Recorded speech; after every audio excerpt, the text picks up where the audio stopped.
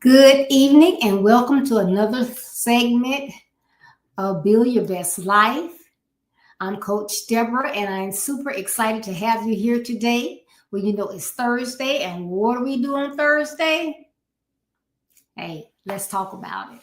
Yes, we come up with topics that are innovative, exciting, things that you want to talk about.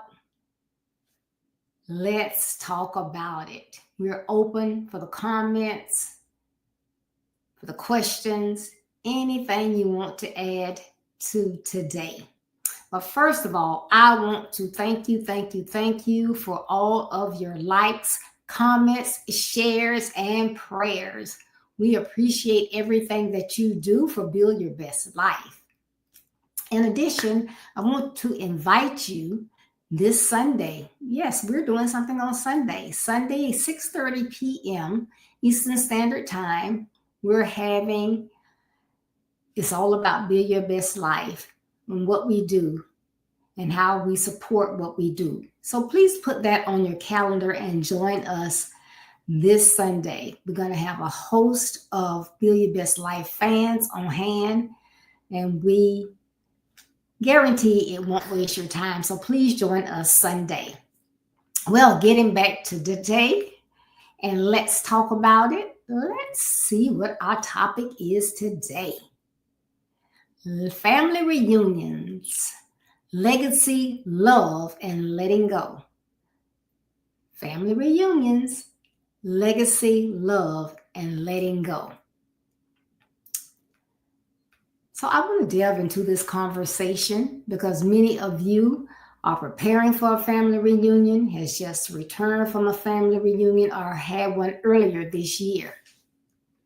But it's just that time of year. You see the matching shirts, the plates heaped with all types of food, some secret family recipes, games, laughter, people meeting each other for the first time. But guess what? It's not all about the food. It's not all about the group photos. It's about legacy, healing, and connection. And you're probably wondering, healing from a family reunion? Yes. How many people, whether it's friends or family, and you say, well, I don't know what happened, but something went wrong. Something had happened. We haven't talked for 5 years. We haven't talked for 10 years. I haven't talked to her since last family reunion. Why? Did someone say something that was misunderstood? Did another family member get into it and you had to take sides?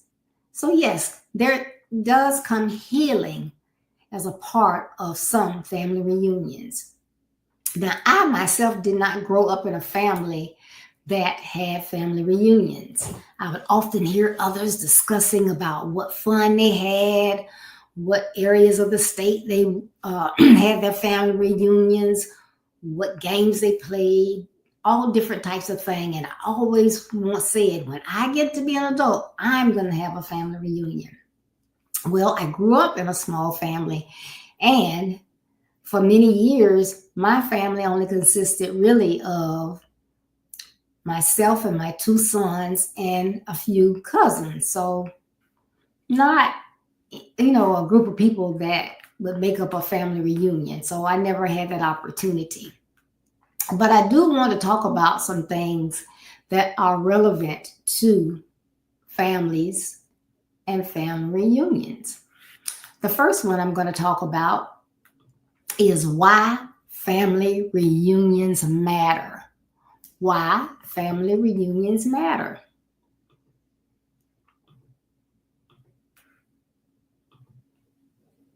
All right, what role do family reunions play in strengthening identity and legacy? Yes, legacy. Family reunions are more than just a gathering. They're a living bridge between the past, the present, and the future. They strengthen identity by reminding us where we came from, what values shaped us, the sacrifices that some made for us to be where we are today.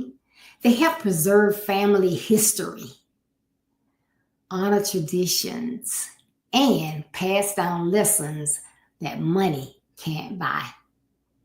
I'm going to say that again. It passes down memories and other things that money cannot buy. Now, you might ask, how do reunions connect the younger generation to their roots and elders? Well, when younger generations sit with the elders and they learn about their names, different dates, where they came from, what part of the state or different states, because they may think, everybody lives in the same general area, only to find out by this person may have come from Jamaica. That person may have come from the Bahamas, or Haiti, Alaska, different states. They can see their own reflection in the resilience of those who came before them, making their heritage something that they can feel proud of. This is my Aunt Eloise, and back in 1955, this is what she did. She was a part of this city, and she was a part of a school that was integrated for the first time. So different things. And then this connection fosters respect, gratitude, and a deeper sense of belonging.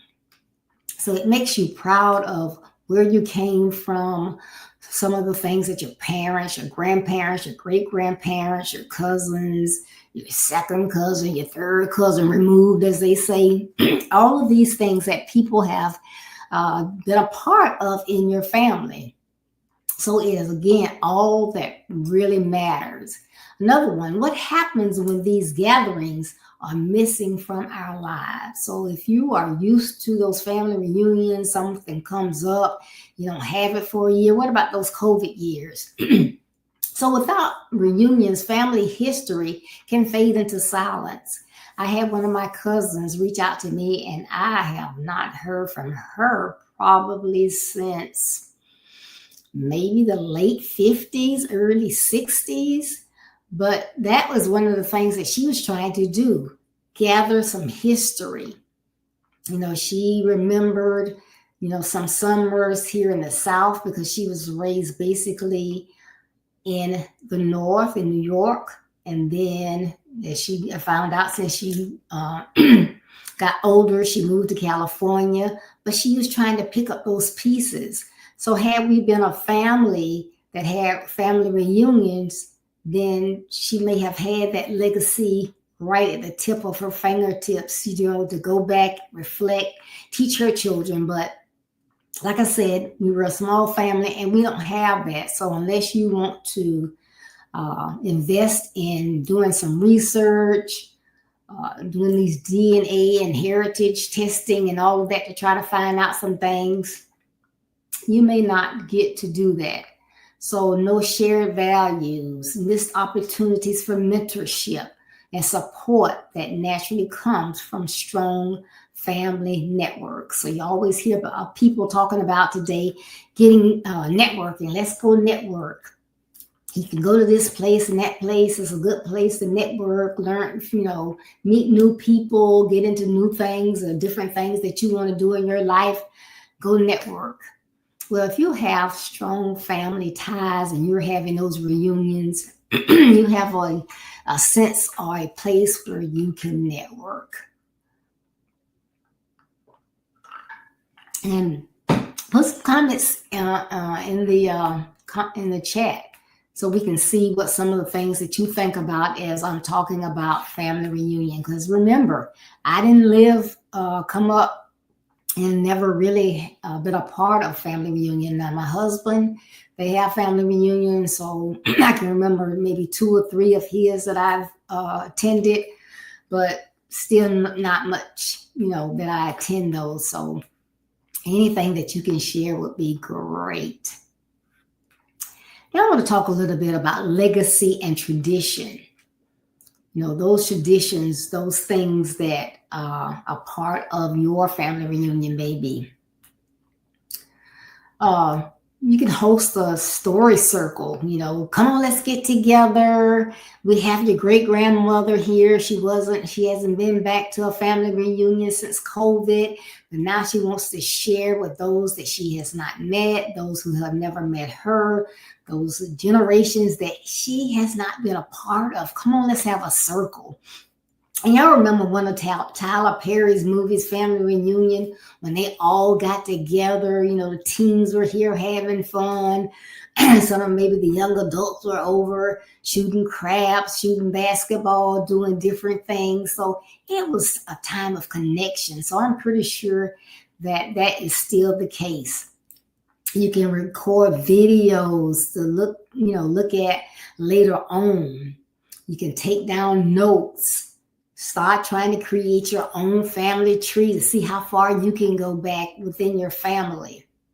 There's something that I always miss. I'm not able to do that because, first of all, I was adopted, and again, my family was small, and I knew my mom, my dad. I had an Aunt Leola. She passed away when I was really young. I had some cousins, but nobody was really, really close. I had a Uncle Willie D, Uncle James. They were in and out of our lives really quickly. So, and I'll have my mom here to tell me any history that she didn't share while she was here. So I don't have that, but those are some of the things that you can do. Create a family history archive. If you're having family reunions every year, somebody can start that, get some cases. Now there's nothing that you can't do that's creative and that will help you maintain anything that you want to take a part of. Like you see people putting baseballs in enclosing glass and stuff like that. Well, you can do the same thing, an old Bible that your great-great-great-grandmother had, or some old books, or hats that, a lot of people don't wear hats anymore, but this was someone's hat and where they got it. It was the first one they were able to purchase. Pictures of those old black and white pictures, and you had the house, and the first person that owned the house, or some of your relatives may have had acres of land that is not in the family anymore. Does anyone have pictures of that land that you can, keep? So those things are great. So you can start that. Letters, birth certificates, because now someone can keep those, encase those, because now, you can get the cars that you want to keep. Things are so easy to obtain. So you can get copies if you want to put a copy or the original for keepsakes. You can pass down those traditions. This punch is so great. Where did it come from? I have barbecue sauce. When we have barbecues, I make the sauce myself. Well, it came down from my mom. Now, I don't know where she got it from, but that came down from her.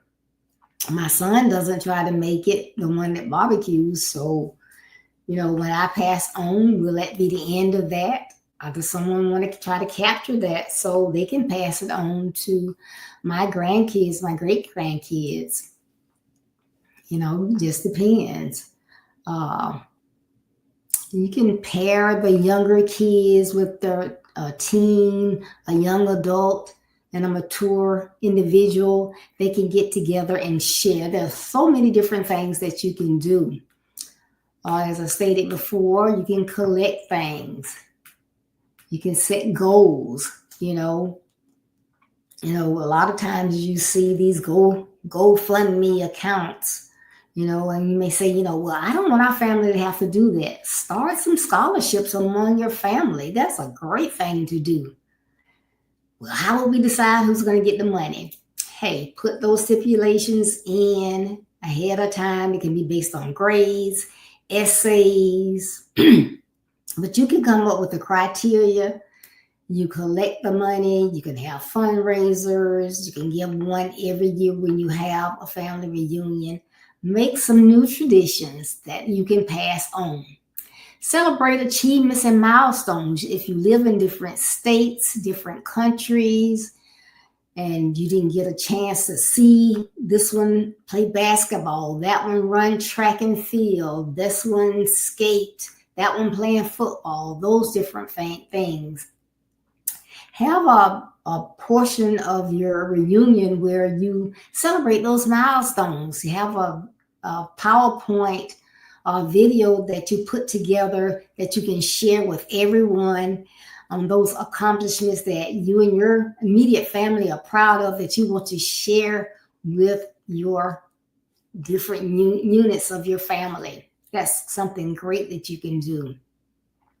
Speak life and vision to the next generation. Teach them about basic principles, life principles that they don't teach in school, but teach them those basic principles. Basic principles never die. So each year, technology changes. We get new innovations, new ideas. Now people are taking trips to the moon. They're doing different things, but those basic principles can't be replaced.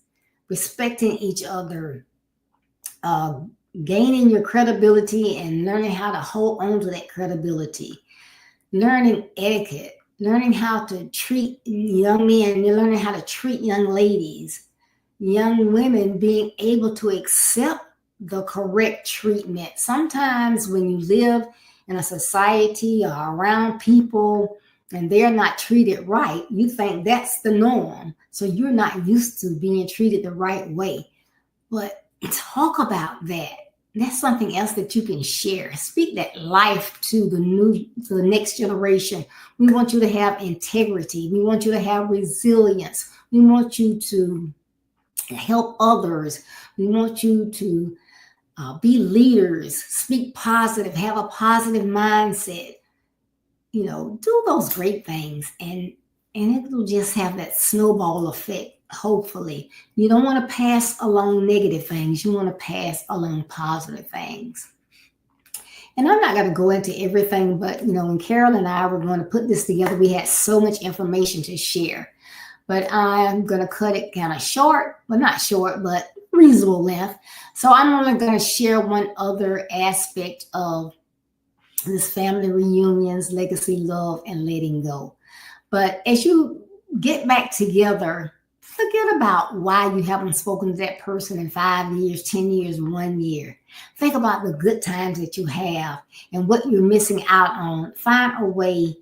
Be the bigger person, apologize. I don't know why we haven't talked. I'm not worried about it. But girl, what's up? We got to get together, blah, blah, blah. Start afresh. Start anew. Get back together. Family is so important. So that's something that you can do. But the last one that I'm going to share, reunions in a new era. Reunions in a new era. Why should young people get involved in planning or showing up for reunions? Well, I'll tell you. When young people get involved, they help keep family traditions alive and relevant for future generations. But then they bring that energy, those creative ideas, the fresh ideas that make each generation want to be involved with the family reunions. Because if you do things the way that you did them 50 years ago, the younger generation why are we going? That's just going to be boring. But I've talked to some friends and they plan their reunion for a year out. They go on cruises. They go to different countries, Paris. They make them really, really nice. So you want those young people to bring those young ideas, those new way of doing things to show you how you can be creative. And, you don't have to do everything via letter or phone calls. You have Eventbrite, you have Snapchat, you have all these innovative ways that you can keep the communication going, make it fun, have different people to have different portions of it. So all the work is not on everybody. But I know sometimes, depending on if you go from state to state, then that home state, that person or that family families that live there may be in charge. However you want to do it, but you want to get those young people involved, because families, if you continue to have children, be fruitful, multiply, as God said, then you're going to want to continue to have those reunions and keep in touch with everybody. So making sure that they are fun and innovative and everybody is enjoying themselves regardless of their age, they will continue and everybody will want to be involved. 2, how can one person help create a culture of love, legacy in their family, even if the family is fractured? I talked earlier about healing. Well, one person can start by leading with kindness, forgiveness, and consistency. I'm going to say that again. One person, it only takes one person. Hey, I'm going to reach out with kindness, forgiveness, and consistency. They can intentionally reach out to those relatives that they haven't seen, or they may see some type of a gap. Reach out to them. Hey, we miss you. We really want you in the next reunion. We just started planning, but we really missed you. Everybody kept asking about you at the last. I find that hard to believe. Well, you may find it hard to believe, but everyone was asking about you and your loved ones. So we really want to make sure that we see you at the next one. So that's why I wanted to reach out at the beginning stages. Let them know that you miss them. Remember when we did blah, blah, blah, blah. Remember when you had it and you did. Boy, I could just sit down and just laugh. Remember when we had the rope and we were swinging across the river and cousin Elaine slipped and fell in the river, and it was just hilarious. But reach out. You be the one to reach out.